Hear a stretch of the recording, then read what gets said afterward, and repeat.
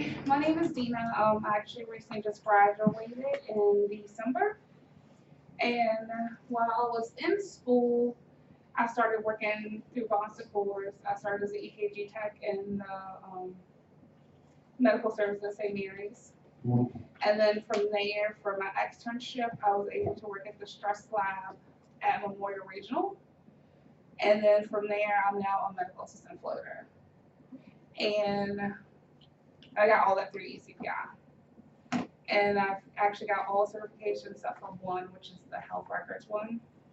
But I have all my other certifications. My manager told me I'm like the most qualified certified medical assistant they have with Boston Fuller and And who's your manager? Amanda Quick. So, Who we had on campus 2 weeks ago or thereabouts. yes, so Amanda Quick, she's my manager. And super nice, really nice. As far as being a floater, I go to the different clinical sides of Boston Fuller. So we're like in one place. And I work from anywhere from pediatrics to geriatrics. And the only thing that I'm not able to do for Boston, which is hopefully going to change soon, is I can't do injections. But everything else I do. And I do have to go to a meeting next Thursday to rewrite what medical assistants do. Awesome. Yeah, So, they've reached out to me extensively about that are you going injections.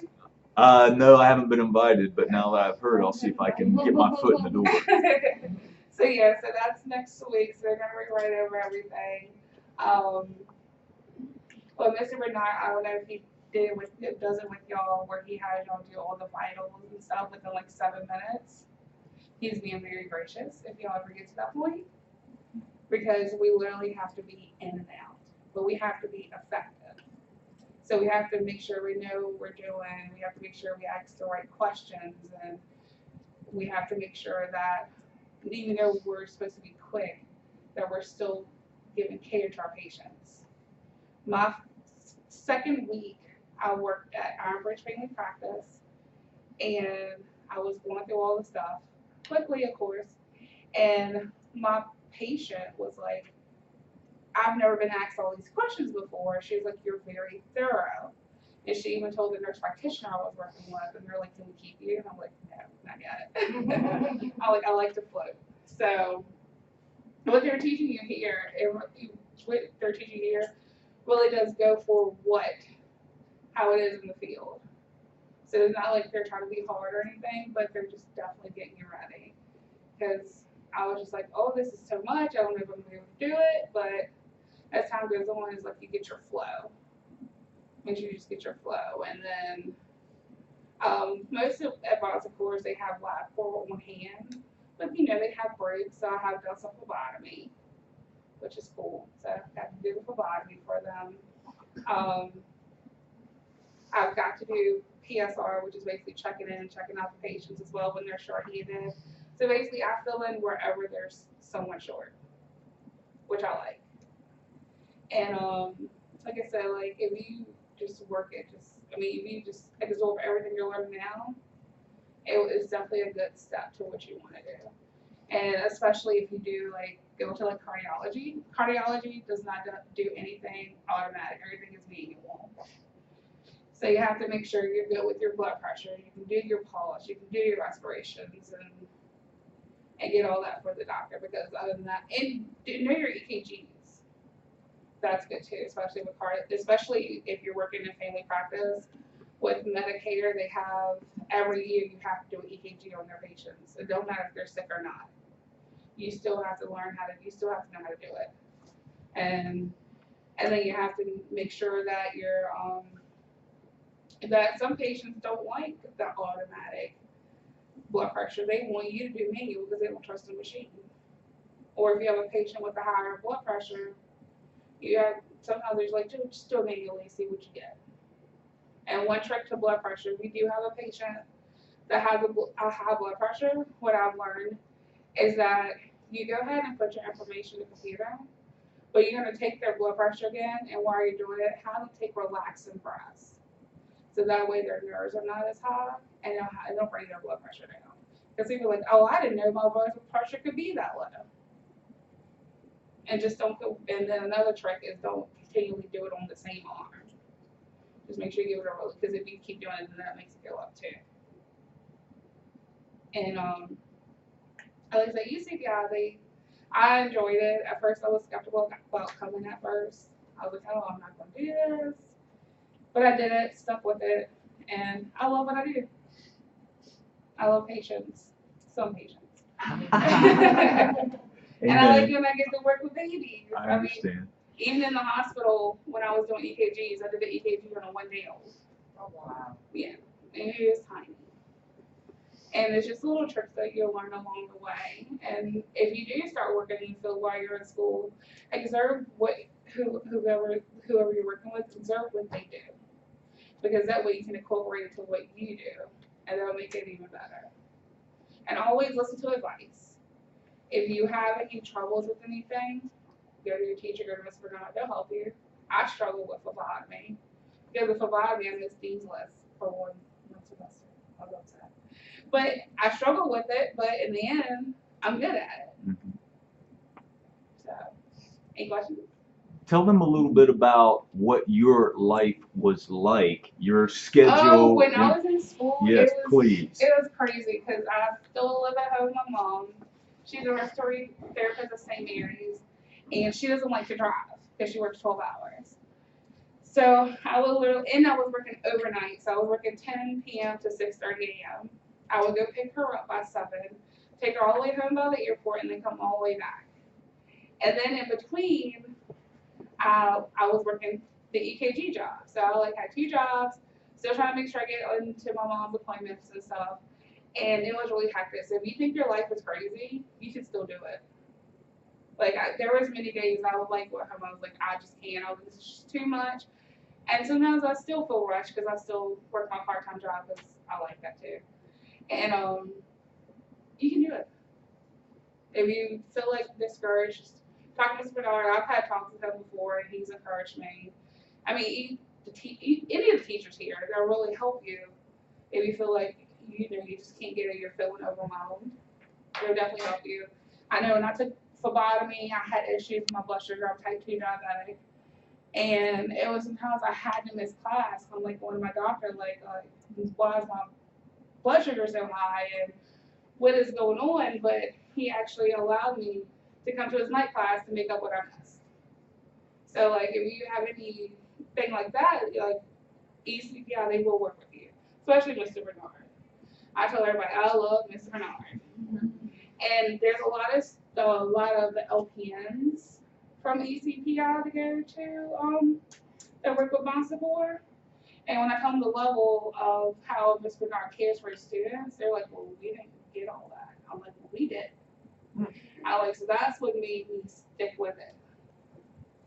So you can do it.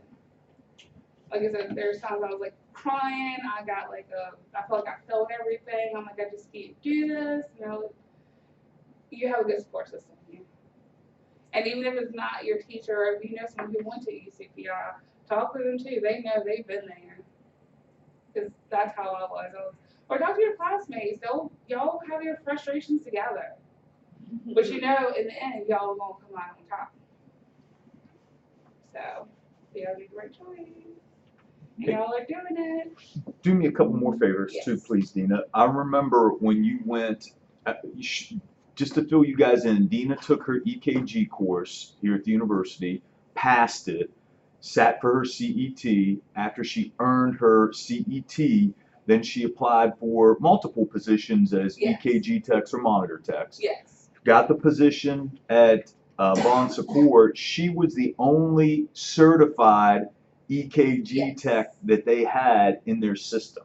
Yes. So when she talked about being the most qualified medical assistant they had, from the moment she set foot on their campus, she has always been the most qualified in her position of anybody they had in their system. Okay, so that just goes to tell you about what Dena Brandon brings to the table and the level that she fully engaged here at the university to earn every certification that she could, despite working overnight, despite driving her mom home from work and so on and so forth. So again, she will come back and earn that electronic health record certification as sure as I draw my next breath. I guarantee you she will. So she will walk out of here the most decorated medical assistant we've ever had. Yeah, I mean, I kind of felt like I was just doing big things for Fox 4 because I was the first certified medical assistant in the department at ECPI. I was also their first medical assistant clinical student, so they had to make a position for me and make up what type of access I could have as far as doing that. And then I know we don't learn it here, but I also learned how to do IVs, so that was pretty cool. And then as far as being a medical assistant now, they were, because you know, Boston Core and Mercy Health merged, and they were asking for my certifications. So I had sent an email with like 6 different certifications, and my manager was like, "Are you serious?" And I'm like, "Yeah, I got all this." So, and I'm still like, I had to send them. Yes, they've taken like a collection of what all their medical assistants have, and to show Mercy to see what their next requirements are, because there's still medical assistants there that are not certified. Yeah, so those ones that are not certified, they're going to end up eventually have to go back to school to get certified or take the certification. Yeah. And then when they hear that I have like phlebotomy, EKG, billing and coding, and my clinical, they're like, "Why do you have all that?" I'm like, "It's offered. It gives me room to do more than just family practice." Yeah.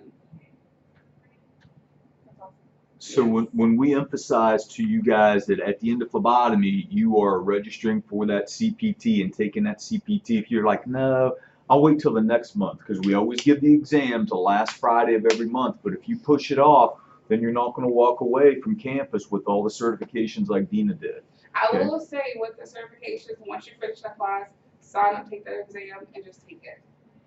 That way it's fresh in your mind, and you don't like feel like you're rushing to like study. It's already there. Because that's what I did after every class that I had a certification. I went and just took it. I was like, I was just gonna take it. Yeah, it is. It was smart, and then like I said, and then even if you don't want to go into like a doctor's office, even with your CPT, you can be a phlebotomist. You can work in the lab, and then with your clinical side, you can do like dermatology, where you do small surgeries and things like that. I haven't gotten there yet, but I hear it's coming. And then one thing I learned too is I learned how to do retina scans, because now some of the practices, the family practices have retina scans for their older patients. And their diabetic patients. Patients. Yep. So I learned how to do that. So listen to the nice opportunity she has working in the float pool Bon Secours. I mean, her skill set is going to be massive when she, decides she wants to go to one practice in particular or specialize or whatever the case may be. I mean, her foundation knowledge is going to be just through the roof. Yeah, I didn't know that Bon Secours has as many places as they have, to be honest. But yeah, they do dermatology. You got your pediatrics. Like I did pediatrics neurology. I've done pediatrics GI. And then of course family practice they have just like little babies. I've done that. The other day I think it was Friday, we had a baby that was 3 days old with jaundice. I had to do phlebotomy on the baby. So it's endless possibilities what you can do with being a medical assistant, because you have the skills to do whatever, basically. They just like, we had an insurance question the other day. It was about a patient went to get a physical, but it hadn't been like 366 days. So we're like, it's not going to be covered, and the patient couldn't understand why it wasn't going to be covered. They're like, "Well, my insurance just renewed." I'm like, "But it's still the same place." And so like the nurse that was helping the patient couldn't explain it. I was like, so I like took out a calendar and I was like, "You got your physical here under this insurance." I was like, "It's not going to be." I was like, "And they're not going to pay for another one until here with the same insurance." She's like, "But it's renewed and it's a calendar year. It doesn't go by when your insurance renews, it goes by the date that you get it done." And they're like, "Oh, okay, I get it now." So yeah. So even just having the billing and coding helps you too. endless possibilities. Yeah. What has been your favorite thing about it so far? My favorite thing about it so far is just meeting different people. Do you have a specific favorite area that you work in, like phlebotomy or pediatrics? I kind of tend towards more family practice because it doesn't, because it's like, you know, you get babies to adults. So I like that. So I like going out to Iron Bridge even though it's like far away from me because I get that mixture. I mean, I get toddlers, I get like newborns, I get geriatrics, and they even have group homes for the people that are mentally disabled. I even work with them. It's just you just never know what's going to happen in a doctor's office. So that's pretty good. Any more questions? You sure? This You is one of sure? our true I mean, hall. actually, I'll This be is one of honest. our true Hall of Famers right up here. I mean, Dr. Wims and I can leave the room if you all want to fire away about, you know, anything that you don't want us to hear. Yeah. I'll bring my kids to you. Huh? I'm gonna bring my kids to you. Yeah, I love kids. I'll play with them. I'll be like, come on, let me get this done. I had like, it was Iron Bridge again. I had a 15-month-old and I had the parents. I had to do all three at one time. And so at first the baby, even though he's 15 months, he didn't want to stay on the scale. So what I did, I let the parents stay on the scale, and then he stood on the scale. And then when I was doing vital signs, I did the parents first, and I got him because he wouldn't do it unless his parents did it first. Yeah. Well, my son has to go to a urologist, Mhm.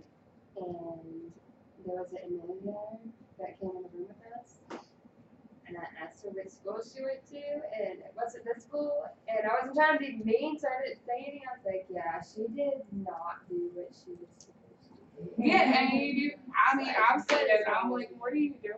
I need a new name for my son. Yeah, and then another thing, you'll meet some your coworkers that are not personable. I'm a personable person. I'll talk. That's my issue. I'll talk. And and so I want people to feel comfortable and like I'm really listening. Like I said, I've had that one comment my first 2 weeks there, and I'm still getting comments about how I'm being effective, even from a doctor. One doctor that I work with is at Memorial Regional, and I work with him the most. That's where I done most of my training at. And just last week, he was like, "I'm not telling you how to do anything anymore." He was like, "You're getting brand new on me." He was like, "You know what you're doing now." I was like, "Yeah." I was like, "I just watch and observe." And every doctor is different, so that's another thing that gets a little tricky sometimes. You have to make sure you know which that doctor likes. Because some doctors don't like you to put notes, but it's for me it's required. So I'm gonna put my notes on there to make sure they can't delete it. And then you have doctors who just like, oh, just get the vitals, that's it. They don't want to know while they're there, they'll do all that themselves. And once you go through medications, they'll do that themselves. But I still do it.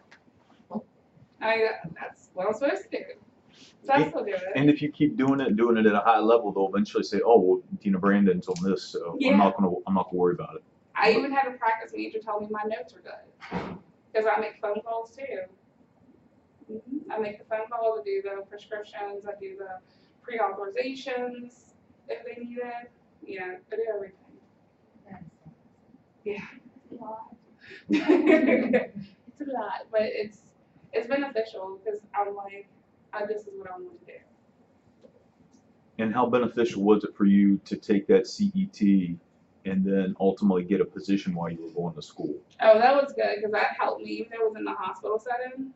That really helped me a lot with getting used to working with different patients.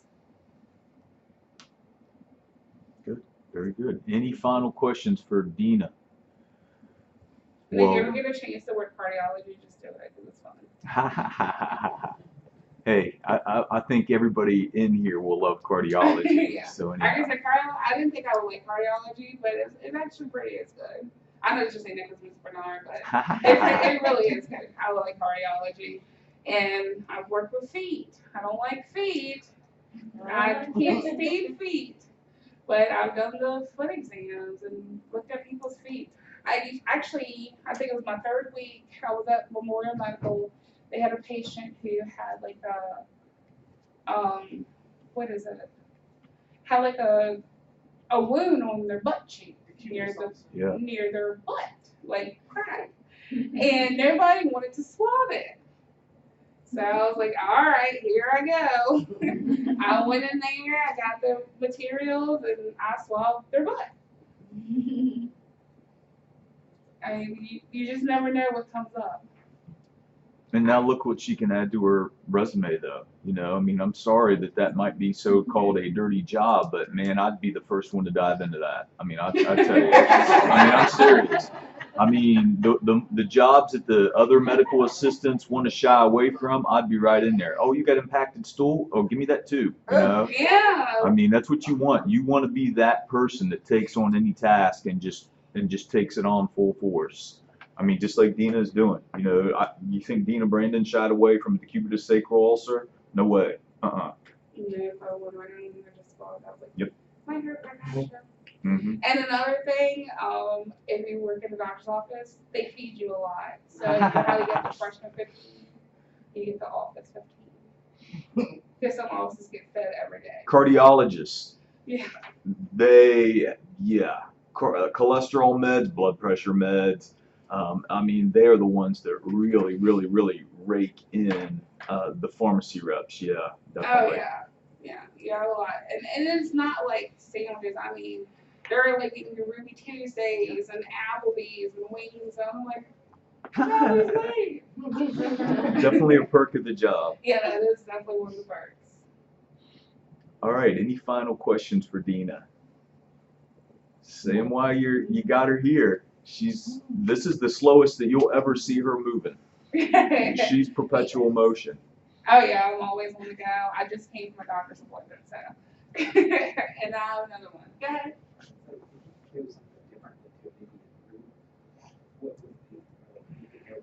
For me to improve, I actually suffer from anxiety. So for me, I always second guess myself. So and that was the same within school. So if I could go back and just like have those confidence, then I think I'd be okay. I mean, even with traveling, just seeing a new doctor, I get nervous. I'm like, what does this doctor want? Am I going to do this right? Am I doing this correctly? It took me a minute for babies too. Because I'm like, this baby keeps moving, I'm not getting the right measurements, oh like this is not right, oh look what's going on. But I guess now that I'm getting more comfortable because I've been doing this since January, I'm feeling my confidence come back. So just always have confidence in your work. Know what you're doing. Because it will show. It will very, very show. My first 2 weeks, I will kid you not, I had to wear long sleeve shirts underneath my scrubs because I sweat so bad. Because I was so nervous. But now I'm like, okay, I got this. What were you nervous for? So, and then I just so just have that confidence, know what you're doing. And like I said, observe whoever you're working with, observe how they do it and incorporate it to how you do it. And that way you have your own flow. And you're not just like trying to mimic somebody else, because not everybody works the same. Because some people, they'll do questions first and then they'll go through the vitals and why they're there and stuff. I can't do that. I have to like literally start notating like why you're here, what medicines you have. Then when I ask my questions, I'm getting my vitals. So you have to like find a good median of what feels comfortable for you, what flows better, so it doesn't feel like you're rehearsed or scripted. Because you want to, even though you only see that patient for a little bit of time, you still want to build a rapport. You still want them to feel comfortable with you. And some patients will tell you off the wall things. You just roll with it like, oh, I know. I've had what happened, it's okay. Maybe this person's crazy little bad boy. I have one patient that I see a lot. She says she's a witch, and she's a sorcerer, and she calls for like the craziest things. Like she has a neurologist, but she calls her primary care. There's like a bug in her head, or there's like this tightening in her head, and we just gotta be like, it's okay, it'll go away. You know, you gotta comfort them. Some people, they want you to hold their hand. So you just never know what you get. And then you have the young students, the young patients that come in on their own, just turning 18, 19, and coming in without their parents, and then they want to get real personal. Like I had a young guy, he was 22, and he didn't want to tell. I could tell that there was something that he wanted to talk to the doctor about. And I was like, "Are you sure there's something you want to talk about?" And at first he was like, "No, no," but they come to find out he had an STD, and he didn't want to say anything. And I'm like, "That's okay. We can hopefully fix it. I'll let the doctor know. I'm like, it's okay. That's why we're here." So you just never know what you'll get. At least I never know what I'll get.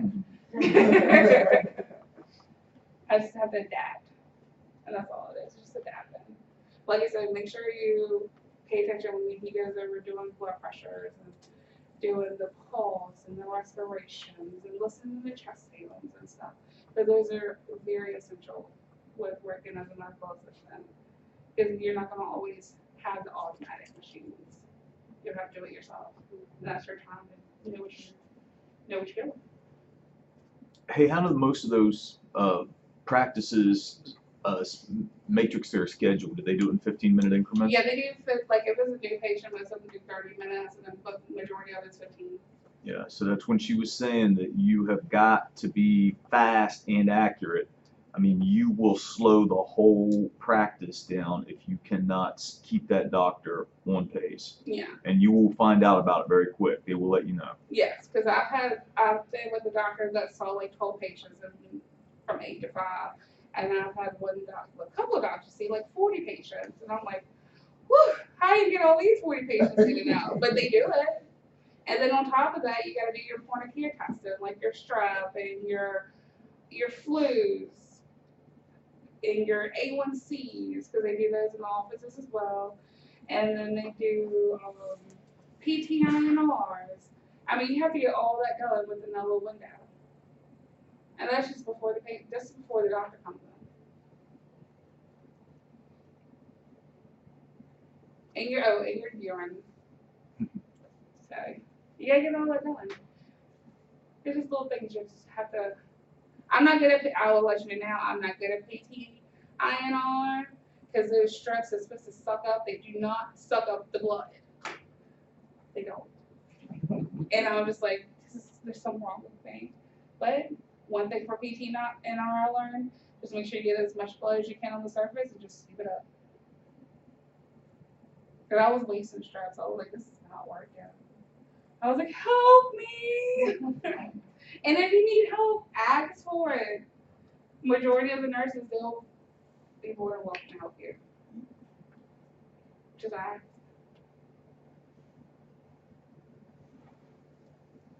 All right, any final questions for Dena? All right, well, thank you so much for coming here. Thank you. And like I said, y'all can do it if y'all need it. If y'all have any questions, sorry, you can get with Mr. Bernard. He has my cell phone number. He can give you my email. I'm available. I text back. I email back. If y'all have questions, concerns, frustrations, just let me know. I'm here for you. Thank you. You're welcome.